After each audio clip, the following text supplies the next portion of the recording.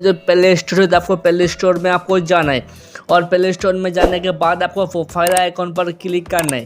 फिर आपको थोड़ा नीचे आना है और आपको यहाँ पे पहले प्रोटेक्ट पे आपको जाना है और आपको यहाँ पे जाने के बाद इस सेटिंग आइकॉन पे आपको जाना है। फिर आपको यहाँ पे ये दोनों ऑप्शन को आपको ऑन करके रखना है।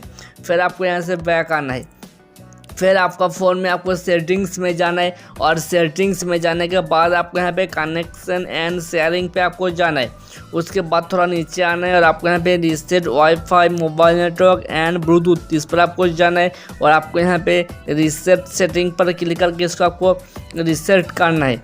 और ये प्रोसेस करने के बाद आपका फ़ोन में आप